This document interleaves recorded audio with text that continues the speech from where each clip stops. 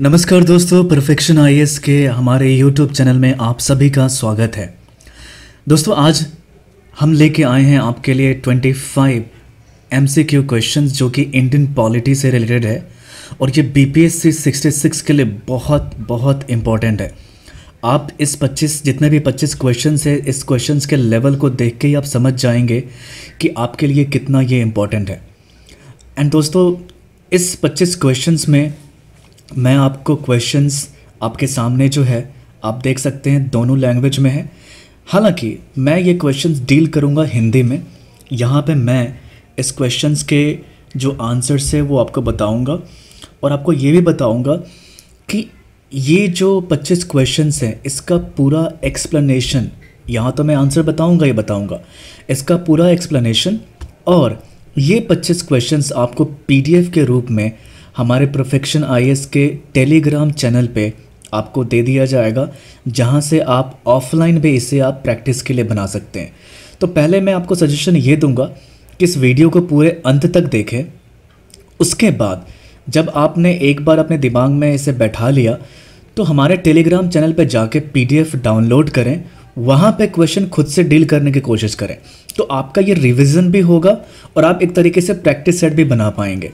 तो ये जो तरीका होगा दोस्तों आपके लिए बहुत फ़ायदेमंद होगा। और मैं आपसे गुजारिश करूँगा कि अगर आपने हमारा जो चैनल है परफेक्शन आईएएस, अगर आपने इसको सब्सक्राइब नहीं किया अभी तक, इसे सब्सक्राइब कीजिए और दोस्तों के साथ शेयर कीजिए और हमारा साथ दीजिए। हम आपके साथ हैं। आपका बीपीएससी कहीं नहीं जाने वाला आपके हाथ से। हम आपकी पूरी मदद करेंगे आपका बीपीएससी प्रीलिम्स निकालने में। तो दोस्तों शुरू करते हैं। जो आज का जो पहला सवाल है वो ये है कि निम्नलिखित में से कौन सी घटना भारत के संविधान के लागू होने के बाद सबसे पहले हुआ है। जी हाँ दोस्तों, अगर आप देखें आंसर्स तो ऑप्शंस में आप देखेंगे, पहला गोलकनाथ केस, मिनर्वा मिल मामला, महिला राव मामला, केशवनंद भारती केस, या उपरोक्त में से कोई नहीं। तो दोस्तों इसका जो सवाल है, जो इसका जवाब है वो है आंसर नंबर ए। जी हाँ, गोलकनाथ केस मामला, जो कि हमारे संविधान लागू होने के बाद सबसे पहले हुआ था। नेक्स्ट क्वेश्चन की तरफ बढ़ते हैं दोस्तों कि मौलिक कर्तव्य समिति की अध्यक्षता करने वाले स्वर्ण सिंह समिति के मौलिक कर्तव्य समिति की अध्यक्षता करने वाले स्वर्ण सिंह के बारे में निम्नलिखित में से कौन सा कथन सही है। ए, वह लोकसभा के संसद के 4 बार सदस्य थे, वह 2 बार भारतीय राष्ट्रीय कांग्रेस के अध्यक्ष थे, वह सबसे लंबे समय तक काम करने वाले केंद्रीय कैबिनेट मिनिस्टर थे, या फिर वह पंथिक पार्टी और पंजाब पार्टीशन कमेटी से जुड़े हुए थे। तो इसका दोस्तों अगर आप देख सकते हैं यहाँ पे हिंदी में ई ऑप्शन नहीं है, लेकिन इंग्लिश में आपके पास ई ऑप्शन है। तो आप देख सकते हैं इसका जो सही जवाब होगा दोस्तों वो है ई, मोर देन 1। जी हाँ दोस्तों, यह है मोर देन 1। इनमें से चारों जो चीज़ें हैं वो स्वर्ण सिंह के बारे में सही है। चलिए हम अगला सवाल की तरफ चलते हैं। वो है निम्नलिखित में से कौन भारतीय संविधान के अनुच्छेद 21 का हिस्सा नहीं है। ऑप्शन देखते हैं, इलेक्ट्रॉनिक मीडिया का अधिकार, बंधुआ मजदूरी के खिलाफ अधिकार, मुफ्त कानूनी सहायता का अधिकार, डी, महिलाओं का गरिमा के साथ व्यवहार का अधिकार। तो इसका जो सही जवाब है दोस्तों वह है, आप देखिए इसमें क्वेश्चन ये पूछ रहा है कि निम्नलिखित में से कौन भारतीय संविधान के अनुच्छेद 21 का हिस्सा नहीं है। तो हमें गलत वाला जो चूज़ करना है वो चूज़ करना है जो इसका हिस्सा नहीं है अनुच्छेद आर्टिकल 21 के हिसाब से। और इसका आंसर है दोस्तों इलेक्ट्रॉनिक मीडिया का अधिकार। जी हाँ, ये जो है ये हमारे अनुच्छेद 21 में नहीं है। अगर आप अनुच्छेद की बात करें यहाँ पे तो ये 21 में दिया गया है कि ये जो बाकी जितने भी चीज़ें हैं, बी हो, सी हो, डी हो, ये आपके जितने भी हैं ये सारे हैं, लेकिन इलेक्ट्रॉनिक मीडिया का जो अधिकार है वह नहीं है। क्योंकि अगर आप देखें इलेक्ट्रॉनिक मीडिया का जो अधिकार है वो आर्टिकल 19 में आता है, ना कि 21 में। जी हाँ दोस्तों, चलिए नेक्स्ट क्वेश्चन की तरफ बढ़ते हैं। चौथा नंबर क्वेश्चन है कि निम्नलिखित में से कौन सा कथन सही दिया गया है। नंबर ए, अनुच्छेद 31C 25 संवैधानिक संशोधन अधिनियम द्वारा लाया गया था। 300A के तहत संपत्ति का अधिकार भारतीय संविधान के भाग 11 के तहत रखा गया है। सी, बंबई उच्च न्यायालय ने भारतीय संविधान के अनुच्छेद 19 के तहत इंटरनेट के मौलिक अधिकार के रूप में अधिकार को बरकरार रखा। या डी, राज्यों की आधिकारिक भाषा या भाषाएं अनुच्छेद 344 के अंतर्गत हैं।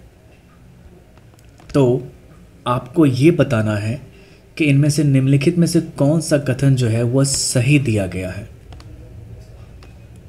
तो वो है दोस्तों आंसर ऑप्शन ए।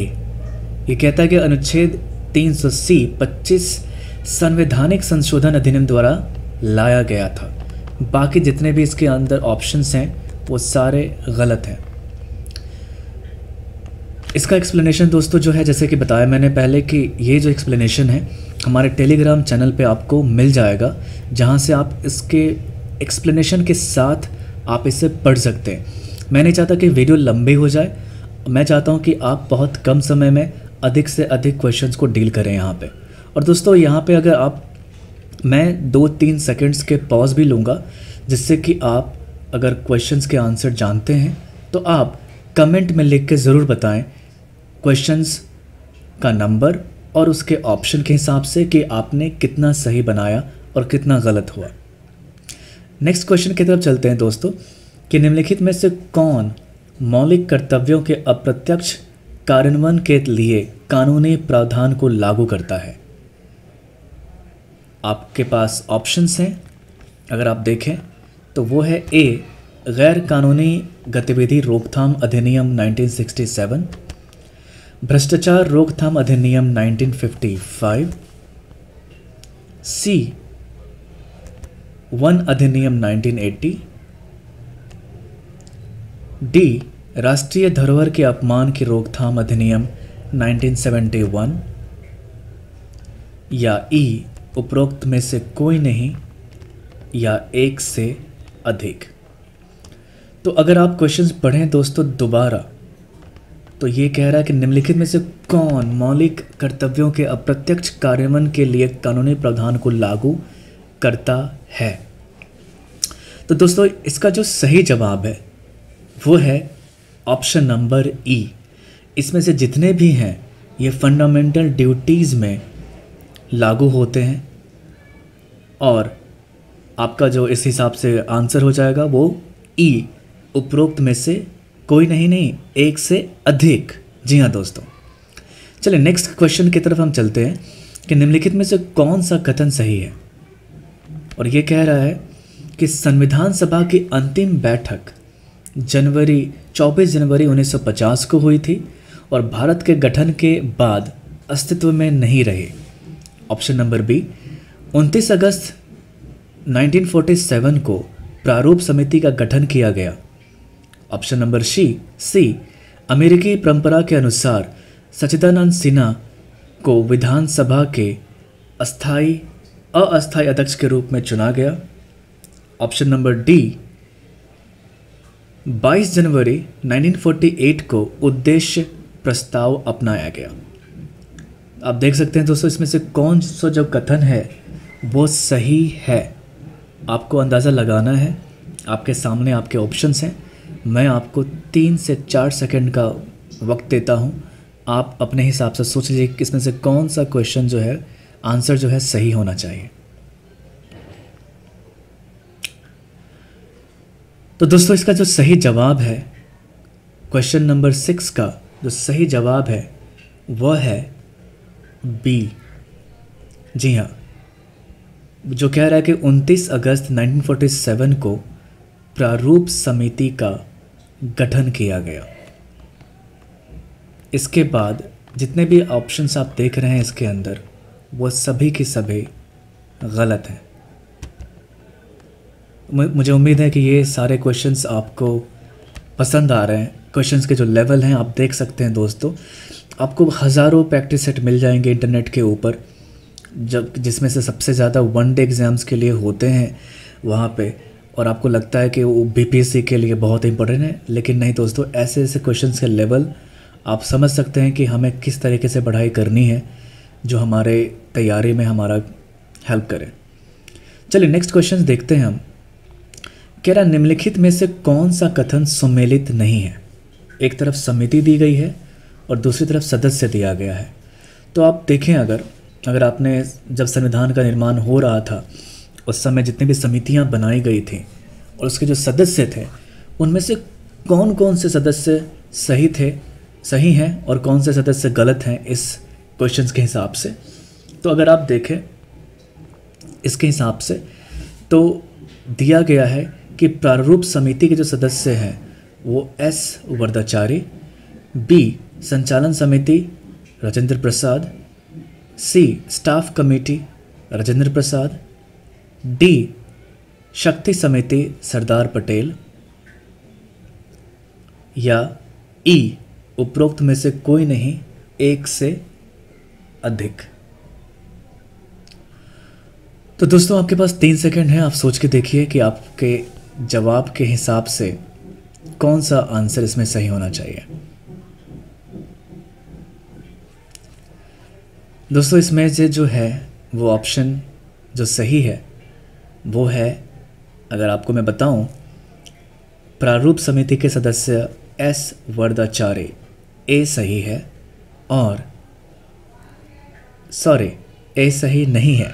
जी हाँ दोस्तों, इसमें ए सही नहीं है क्योंकि ए और डी यहाँ पे जो है वो गलत है। और सही कौन बचा? संचालन समिति के जो सदस्य थे वो थे राजेंद्र प्रसाद, और सी स्टाफ कमेटी के जो सदस्य थे वो भी राजेंद्र प्रसाद थे।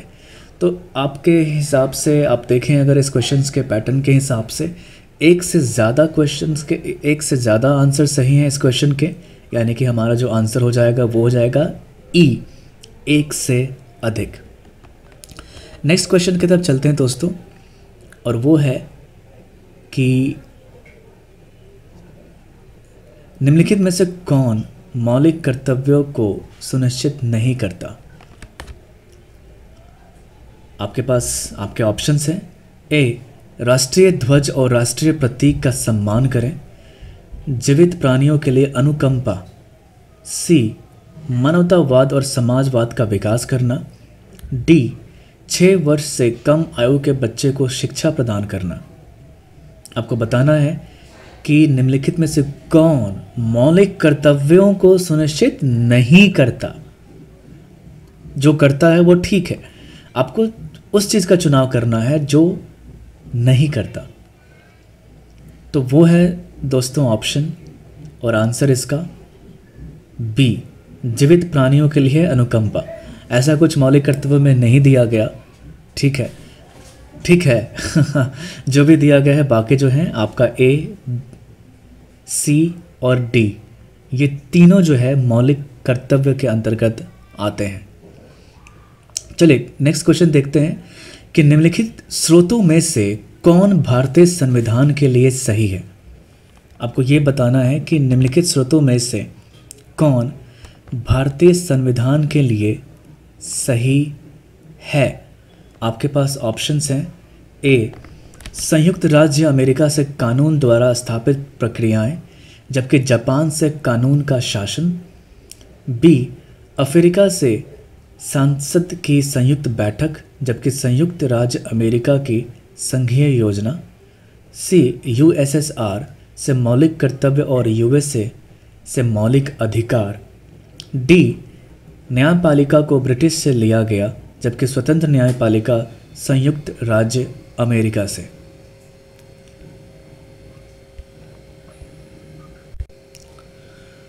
तो आपको दोस्तों बताना है कि इसमें से कौन सा जो है भारतीय संविधान के स्रोतों के लिए सही है।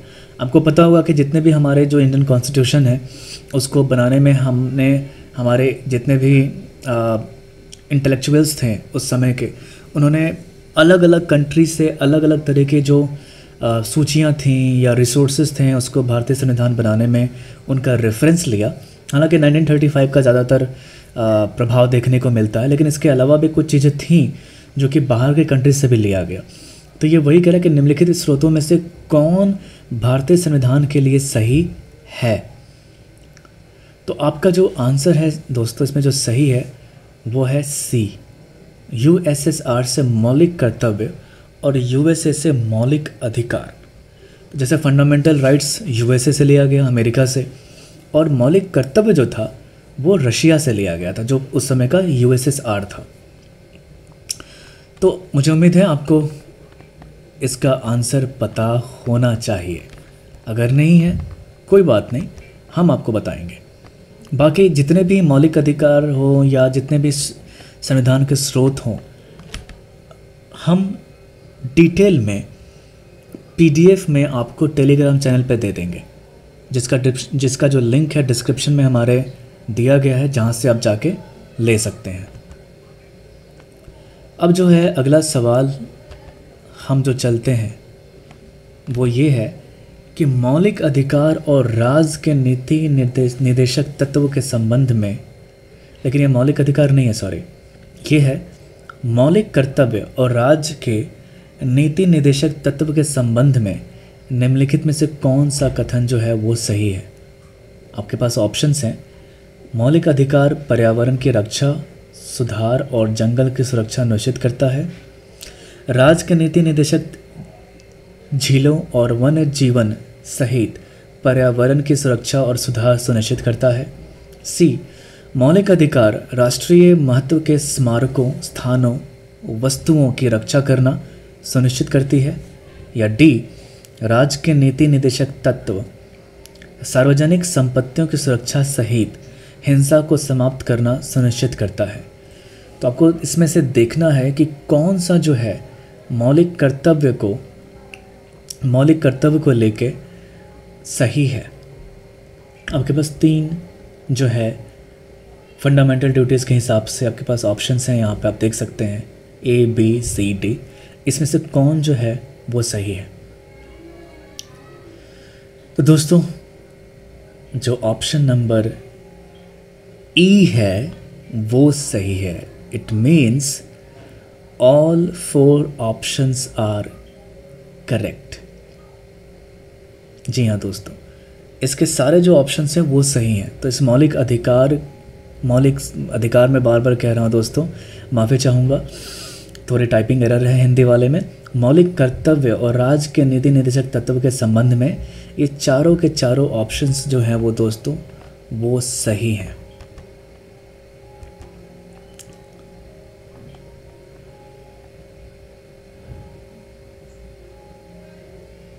चलिए हम नेक्स्ट सवाल की तरफ चलते हैं, जो हमारा 11 नंबर क्वेश्चन है कि निम्नलिखित में से कौन भारत सरकार अधिनियम 1935 की विशेषताएं नहीं है।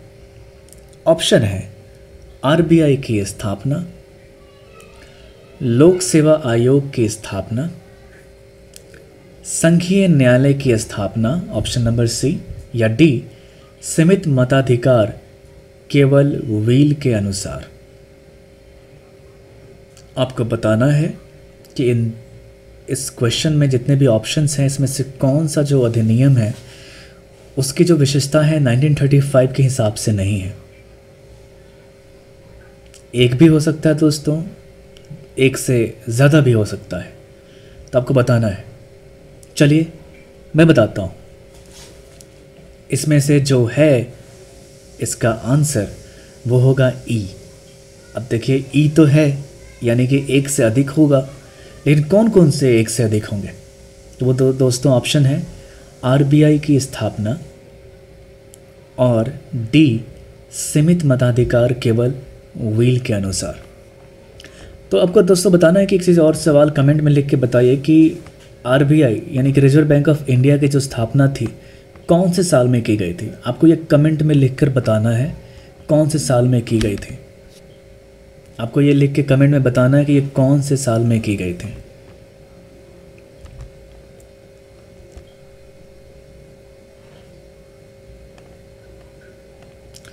चलिए हम नेक्स्ट क्वेश्चन की तरफ चलते हैं कि भारत की नागरिकता के संबंध में निम्नलिखित में से कौन सा कथन सही है। ऑप्शन नंबर ए, भारत की नागरिकता का प्रावधान 26 नवंबर 1949 को लागू हुआ। बी, भारतीय नागरिक को पासपोर्ट गृह मंत्रालय द्वारा जारी किया जाता है।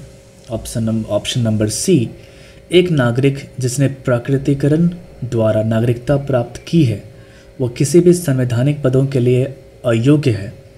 या डी, ओसीआई धारक भारत में मतदान कर सकते हैं। इसमें से आपको बताना है कि भारत की नागरिकता के संबंध में निम्नलिखित में से कौन सा कथन सही है। तो दोस्तों इसका सही जवाब है वो है ऑप्शन नंबर ए, भारत की नागरिकता का प्रावधान 26 नवंबर 1949 को यानी कि 1949 को लागू हुआ। जी हाँ दोस्तों, इसके डिटेलिंग में फिर से आपको याद दिलाना चाहूँगा कि हमारे टेलीग्राम चैनल पे आपको इसके डिटेलिंग के बारे में हमारे पीडीएफ फॉर्मेट में आपको मिल सकता है, जहाँ से आप इसे पढ़ सकते हैं। नेक्स्ट क्वेश्चन की तरफ देखते हैं दोस्तों कि जो हमारा क्वेश्चन नंबर 13 है कि केंद्र शासित प्रदेश लक्षद्वीप के लिए विधायिका प्रदान करने के लिए निम्न में से किसके पास अधिकार है और किस प्रक्रिया से है। ध्यान से क्वेश्चन देखिए कि केंद्र शासित प्रदेश लक्षद्वीप के लिए विधायिका प्रदान करने के लिए निम्न में से किसके पास अधिकार है और किस प्रक्रिया से है। ऑप्शन नंबर ए, भारत के राष्ट्रपति एक विनिमयन के माध्यम से। बी, संसद के साधारण कानून द्वारा। या सी, संसद के अनुच्छेद 368 का उपयोग करके। या डी, संसद द्वारा कानून और केरल के विधायिका द्वारा पारित प्रस्ताव के बाद। या डी, संसद द्वारा कानून और केरल के विधायिका द्वारा पारित प्रस्ताव के बाद। या ई, उपरोक्त में से कोई नहीं, एक से अधिक। तो इसका सही जवाब है दोस्तों वो है ऑप्शन नंबर बी, संसद के साधारण कानून द्वारा। आप देख सकते हैं इसका जो जवाब है ऑप्शन नंबर बी, संसद के साधारण कानून द्वारा बनाकर जो लक्षद्वीप के लिए विधायिका प्रदान करने के लिए किया गया है वो संसद के साधारण कानून द्वारा बनाकर किया गया है। तो आपका सही जवाब है 13 का बी। चलिए नेक्स्ट क्वेश्चन की तरफ देखते हैं। हमारा आज का जो 14वां क्वेश्चन है वह सर्वोच्च न्यायालय ने किस मामले में भारत के संविधान के बुनियादी ढांचे की घोषणा की। Option number A, Keshavananda Bharati मामला। बी, महिला राव मामला। C, Kuldip Nayar case. या डी, बालाजी राघवन केस। या ऑप्शन नंबर ई, इसमें से आपको बताना है किस मामले में भारत के संविधान के बुनियादी ढांचे की घोषणा की गई थी, कौन से मामले में। मेरे ख्याल से ये सवाल बहुत लोगों को पता होगा। जो है इसका आंसर मैं आपको बता देता हूँ, केशवानंद भारती मामला। जी हाँ दोस्तों, तो 14 का जो आंसर है वो है ऑप्शन नंबर ए। चलिए नेक्स्ट क्वेश्चन की तरफ चलते हैं। दोस्तों मैं ज़्यादा टाइम लगाने की कोशिश नहीं कर रहा यहाँ पे, क्योंकि मैं चाहता हूँ कि आप यहाँ पे आंसर तो देखें ही, प्लस हमारे टेलीग्राम चैनल पे जाके इसकी डिटेलिंग वहाँ से आप देखें, ताकि हमारा समय भी बचेगा यहाँ पे और आप क्वेश्चंस भी देख पाएंगे, सारे क्वेश्चंस बहुत जल्दी। क्वेश्चन नंबर 15 जो है कह रहा है कि केंद्र और राज्य के बीच शक्ति का वितरण निम्न की योजना पर आधारित है। Option number A, Morley Minto सुधार 1909। बी, भारतीय स्वतंत्र अधिनियम 1947। सी, मॉन्टेग्यू चेम्सफोर्ड सुधार 1919। या डी, सरकार भारत का अधिनियम 1935। तो आपको इसमें बताना है कि केंद्र और राज्य के बीच शक्ति का वितरण निम्न की योजना पर आधारित है, यानी कौन सी योजना के आधार जो है वो बनाया गया था, केंद्र और राज्य के बीच शक्ति का वितरण किया गया था। तो दोस्तों इसका जो सही जवाब है वो है ऑप्शन नंबर डी, सरकार भारत का अधिनियम, यानी भारत सरकार का अधिनियम 1935। नेक्स्ट क्वेश्चन की तरफ बढ़ते हैं दोस्तों। कह रहा है कि निम्नलिखित में से कौन भारतीय संविधान की प्रस्तावना के लिए सबसे उपयुक्त है। अब देखिए, बहुत सारी प्रस्तावना के अंदर बातें की गई हैं, इसमें जो कह रहा है सवाल पूछ सकता है आपसे कि सबसे उपयुक्त कौन सा है।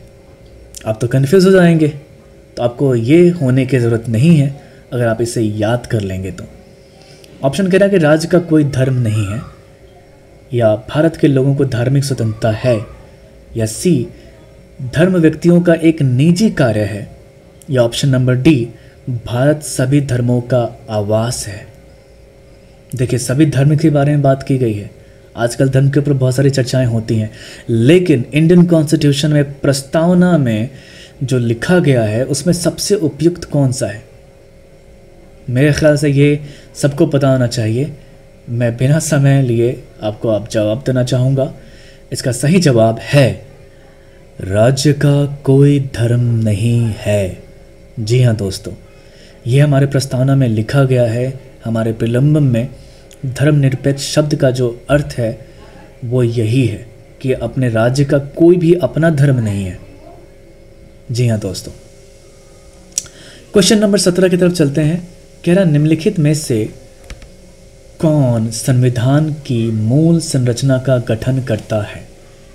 अब ये भी आपको देखना है कि कानून का अधिकार और वोट का अधिकार, ऑप्शन नंबर बी कल्याणकारी राज्य और मतदान का अधिकार, ऑप्शन नंबर सी न्याय और न्यायिक सक्रियता तक पहुंच, या ऑप्शन नंबर डी तर्कशीलता और राष्ट्र की अखंडता का सिद्धांत।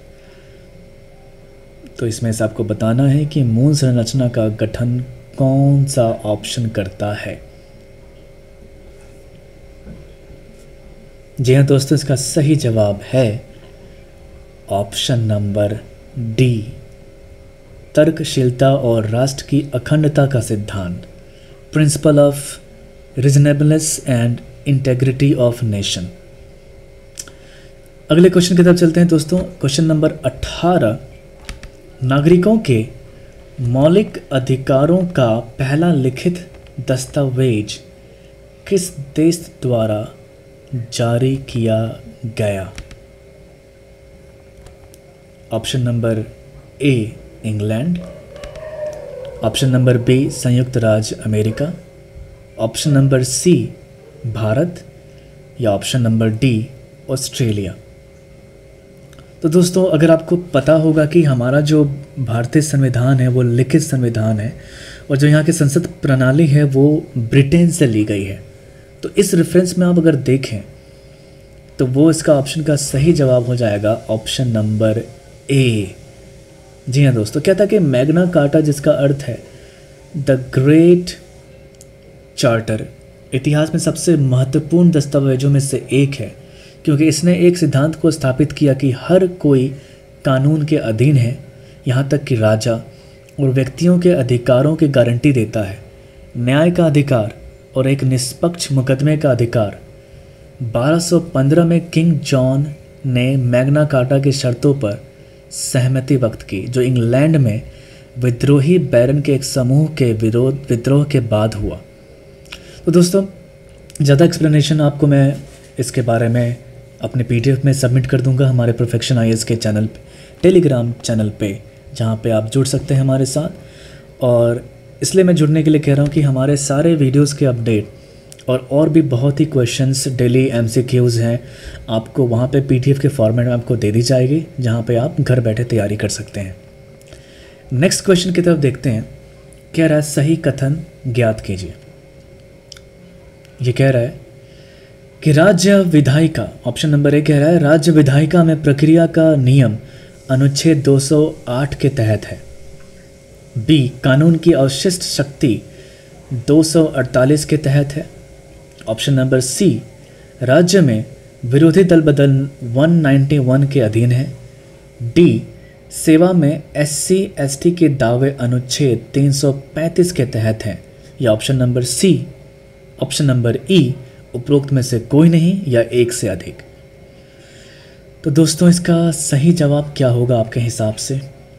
ये वही बता सकता है जिन्होंने डिटेलिंग में पढ़ी होगी विधानमंडल और विधायिका के बारे में। तो दोस्तों बिना समय गंवाए मैं आपको बताना चाहूँगा इसका जो सही जवाब है वह है option number E. It means all options are correct. जी हाँ दोस्तों, सभी कथन जो हैं वो हमारे इंडियन कॉन्स्टिट्यूशन में इसके हिसाब से सही है। नेक्स्ट क्वेश्चन की तरफ बढ़ते हैं दोस्तों, जो है 20 नंबर क्वेश्चन आज का। हम लोग करीबन पहुंच चुके हैं 25 क्वेश्चन के आसपास।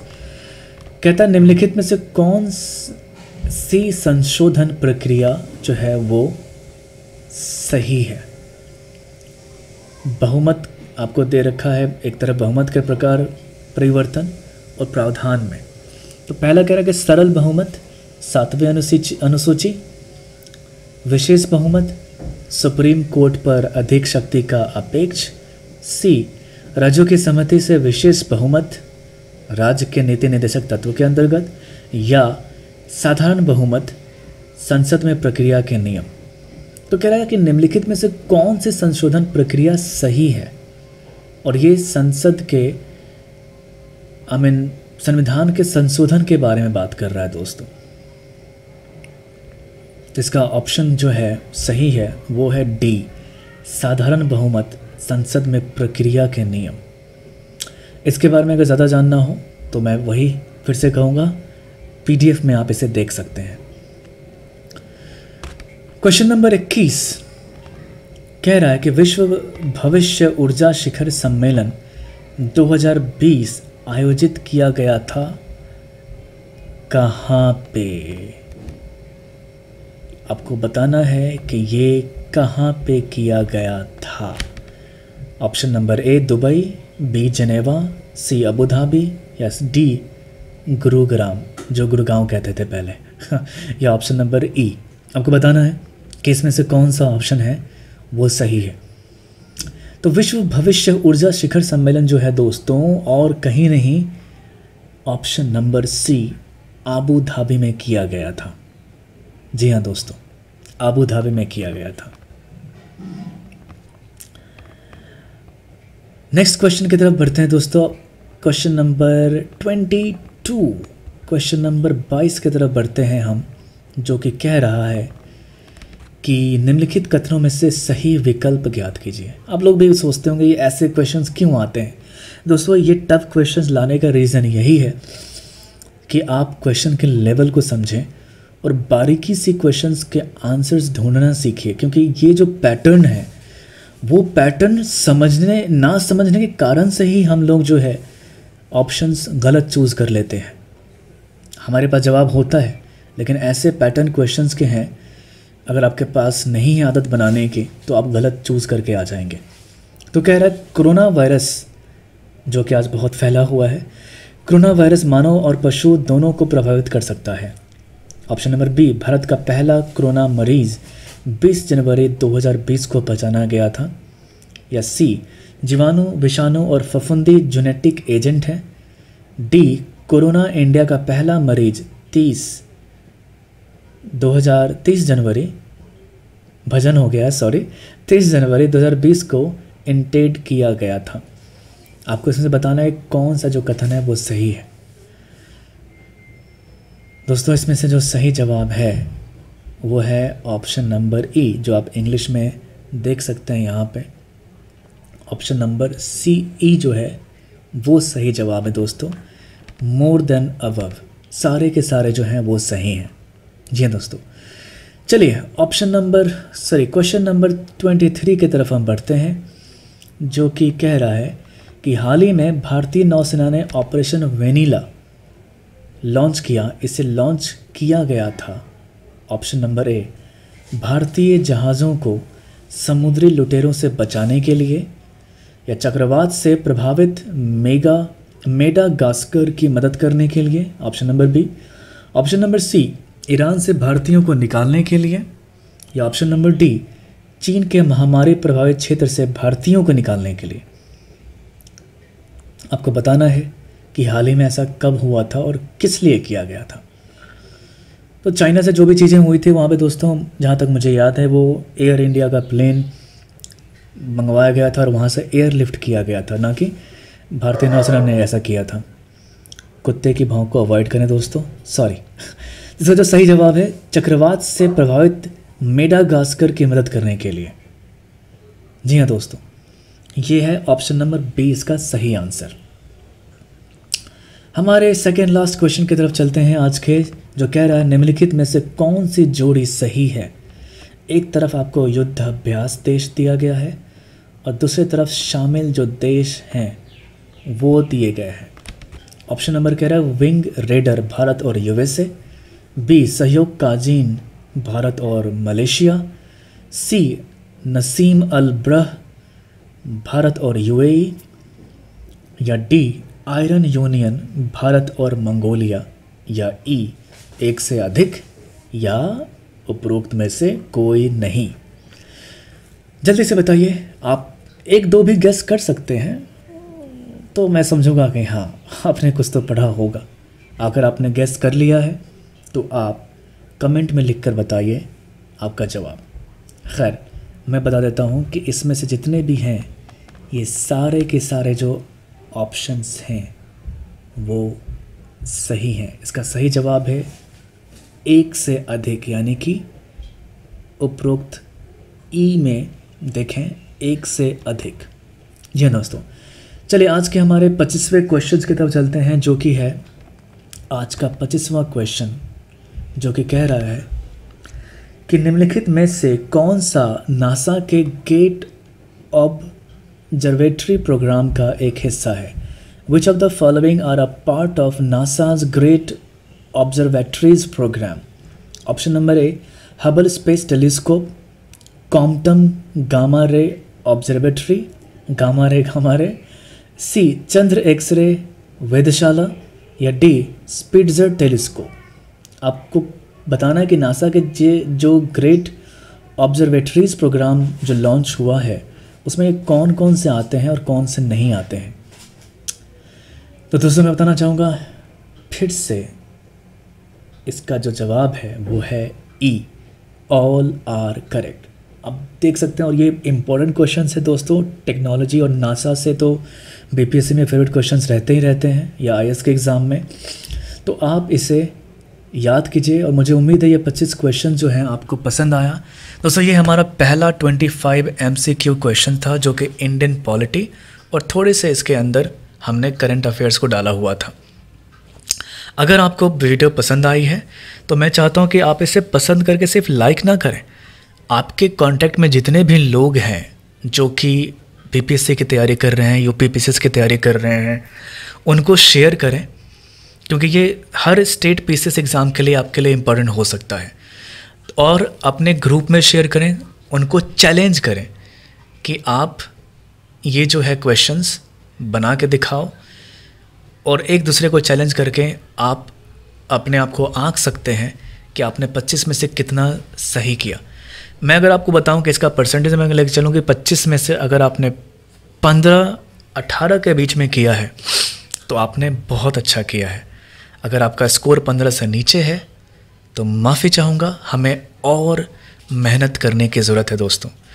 तो परफेक्शन आईएएस को दोस्तों, चैनल को, हमारे यूट्यूब चैनल को सब्सक्राइब करना ना भूलें, और हमारा जो ग्रुप है फेसबुक पे परफेक्शन आईएएस का, आप उसे भी जोड़ सकते हैं, और जो टेलीग्राम चैनल है वहाँ पे भी जोड़ सकते हैं। वहाँ पे सारे वीडियो के लिंक और पीडीएफ जो है इस क्वेश्चंस के, जो मैंने जितने भी क्वेश्चंस थे उसके आंसर के एक्सप्लेनेशन के साथ में मैं वहाँ पे शेयर कर दूँगा, जो कि आप जाके देख सकते हैं। और अंत में बताना चाहूँगा, मेरा नाम है साहिल मिश्रा, और परफेक्शन आईएएस के चैनल पे आप सभी का बहुत बहुत शुक्रिया दोस्तों जुड़ने के लिए। और कमेंट में आप अपना फीडबैक दे सकते हैं कि आपको क्वेश्चंस का लेवल कैसा लगा, और मुझे उम्मीद है, और हाँ, बेल आइकन दबाना मत भूलिएगा सब्सक्राइब करने के बाद, क्योंकि हम बहुत जल्द और भी एमसीक्यू क्वेश्चंस 25th क्वेश्चंस लेके आएंगे, जो कि इंडियन पॉलिटी, इंडियन हिस्ट्री, हमारे जनरल साइंस, करंट अफेयर्स सभी से रिलेटेड होंगे। तो आपको कहीं और जाने की ज़रूरत नहीं है दोस्तों, हर मटेरियल आपको यहाँ पे मिल जाएगा। तो थैंक यू सो मच दोस्तों, अच्छा लगा आपके साथ जुड़ने के लिए। Have a great day, safe रहिए, सुरक्षित रहिए और तैयारी जम के कीजिए। शुक्रिया दोस्तों, बाय।